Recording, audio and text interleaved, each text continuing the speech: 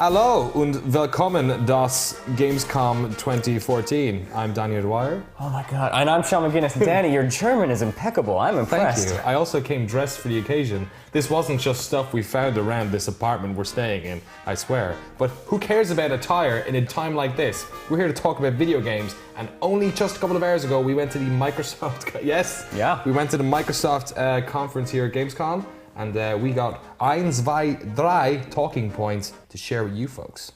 First one being exclusives. They announced some exclusives, revealed some gameplay for previously announced stuff. I guess the big news is that Rise of the Tomb Raider. Rise of the Planet of the Tomb Raider. Rise of the Planet of the Tomb Raider coming out fall or holiday 2015 is going to be, quote, an Xbox exclusive. This is kind of crazy. Like, it's a big title, obviously. Crystal Dynamics, the first game they released, this is a straight-up sequel to the rebranded Tomb Raider. Yeah. Very popular, great game that came out as well. But they seem kind of vague about, is this ever going to come out on something else? Right. I think the official line is that it's going to be a exclusive for holiday 2015. So that kind of suggests that potentially there will be a PS4 and PC version down the line.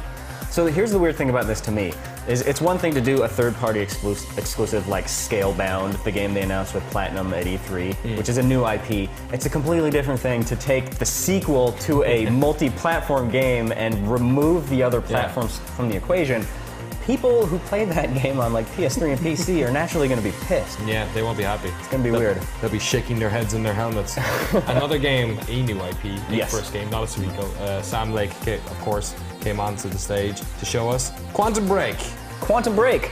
All right, what's your takeaway? Because mine, I feel like this is a game of two halves. There's the third-person shooter, which looked fine. Yeah. And then like the time manipulation stuff, which looked cool. You know, polish-wise, it looks incredible, but the problem is every time I see that game, the actual action seems to be like not only just like cover shooting, but really linear. Like when you came up to that boss fight in the demo they showed, he literally threw a cab and it closed off the area you came in through, like 1998 first-person shooter style. Right.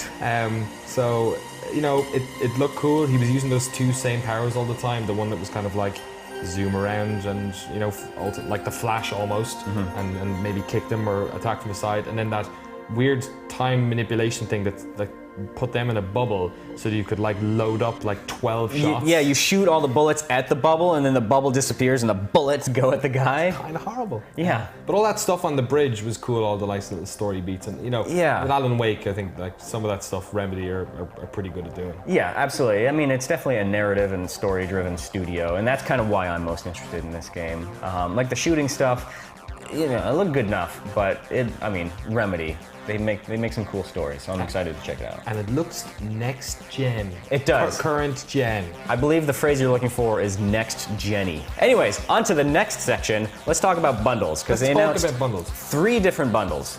Probably the most exciting one is the Call of Duty Advanced Warfare bundle. It looks really good. Because A, it's got the limited edition kind of like livery on it. B, it comes with a 1 terabyte hard drive, which is obviously twice the capacity of the standard Xbox One. But that does come at a price. It is $500 instead of the standard $400 now that they've removed Kinect from the packaging. Same in Yoyos as well. Yeah. Unfortunately. But there are 2 other bundles that are coming out which are at the, I guess, standard price of $400, €400. Right. One of which is basically sort of copy-paste what they did last year with FIFA. So FIFA 15 this year will be bundled in there. There's also some exclusive FIFA Ultimate Team legends are going to be thrown in there. I got to meet one of those legends. One of those legends, Peter Schmeichel, or as I like to call him, Danish Gary Busey. You have to see the similarity. It's there, right? Well, I got to see the similarity. I got to stick a camera right up in his face. I don't even know why I did that. You introduced him to the concept of the video selfie, which I very much appreciate. He shook my hand even though I said I was an Arsenal fan. So I appreciate that. Right, because he played for United, right? Exactly. Now, there was a third bundle, which is the white Sunset Overdrive bundle. Yes. Which, that thing would look so nice next to that white Destiny PlayStation 4, wouldn't it? That was the one that when it popped up on the screen, everyone went, ooh. Yeah. Except for that one guy who was sitting behind us in the conference, who At one stage, he was just had his face buried in his hands, like he didn't want to be there, and his phone went off.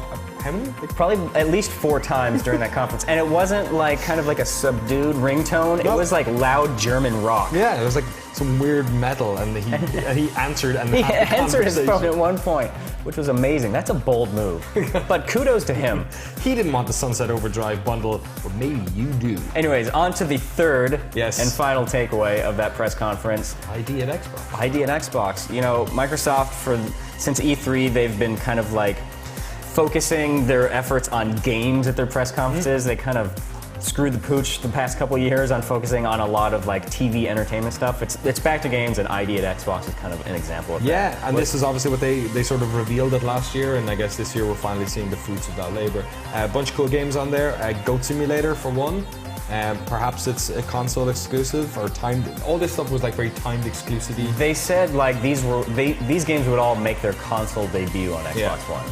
Super Hot was in there as well. Yes. A game that obviously had a really successful Kickstarter earlier this year. What was a bunch of other stuff? Oh, Space Engineers. Space Engineers, a game that's been out on Steam Early Access for a little while, but it's coming to Xbox One, and that game's been pretty popular on Steam, I think. All right, so overall, Xbox press conference at Gamescom 2014, thumbs up, thumbs down? Thumbs up, only because at Gamescom... Thumbs at 2/3. Yeah. Maybe like 60%. Based entirely on the fact that usually they don't do much at Gamescom anyway. Yeah, last year's conference was kind of a wet fart. Yeah. This one was much better. Not too bad. We have continuing coverage of Gamescom 2014 all over the site. In fact, the Sony conference is on right now, so by the time this has gone up on the internet, there should be a breakdown of that as well. So thank you very much from myself, from Klaus, and from Sean. Auf Wiedersehen, goodbye.